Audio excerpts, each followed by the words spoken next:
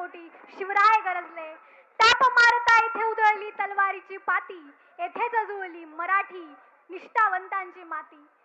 याच मातीतला हा जयघोष, याच मातीतला तरुणांचा हा यलगार, दिल्लीचेही तख्त राखतो महाराष्ट्र माझा. लहानपणी शाळेत जात असताना बाईंना विचारलं, बाई तिरंगातला हा पांढरा रंग नेमका सांगतो काय? बाई म्हटल्या, तिरंगातला हा पांढरा रंग शांतता, हाच पांढरा रंग प्रामाणिकपणा आणि हाच पांढरा रंग पवित्रता दाखवतो. हाच पांढरा रंग काल दिल्लीच्या जंतर मंतरवर पांढऱ्या चादरी घेऊन गेलात आणि सोनम वांगचुकांना तुम्ही उचललं. साहेब, चादरी पांढऱ्या होत्या पण सरकारचं कृत्य मात्र काळं होतं. याच काळ्या कृत्याच्या निषेधार्थ हा देश, हा महाराष्ट्र, ही तरुणाई एकत्र सन्माननीय आदित्य साहेबांच्या नेतृत्वाखाली मुंबईत आम्ही एकवटलो आहोत. साहेबांना म्हणा, साहेब तुम्ही आमदार उचलून जाऊ शकतात, तुम्ही खासदार उचलून घेऊन जाऊ शकतात, पण या देशातला प्रामाणिक आवाज तुम्ही कधीच उचलून जाऊ घेऊ शकत नाही.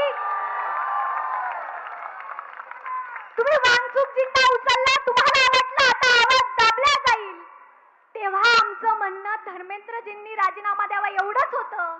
साहेब, आताचं म्हणणं तुम्हीच राजीनामा द्या असं आहे.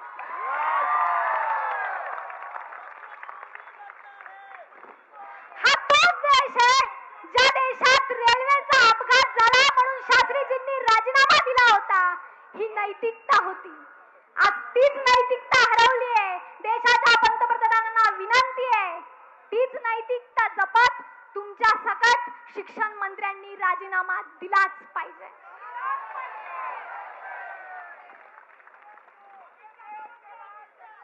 साहेब, 15 पेक्षा अधिक तरुण पोरांचे जीव गेले.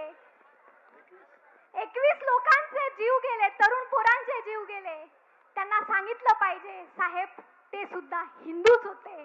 जेव्हा तुम्ही हिंदू खंत्रे में असं सांगतात, तेव्हा आम्ही सांगितलं पाहिजे की तुमच्या राज्यात, तुमच्या देशात हिंदू मरतायत, तुम्हाला राजीनामा द्यावाच लागेल. मी पुन्हा सांगते, तुम्ही प्रभू रामाच्या आभूषणा चोरू शकतात, आमदार खासदार चोरू शकतात, आमची प्रामाणिकता, आमच्या देशाप्रती निष्ठता तुम्ही कधीच चोरू शकत नाही.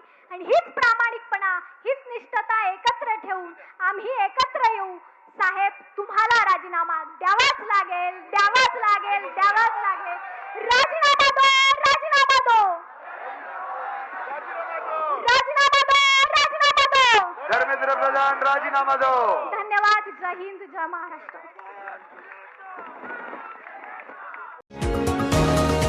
तुम्ही पाहत आहात विस्टा न्यूज मराठी.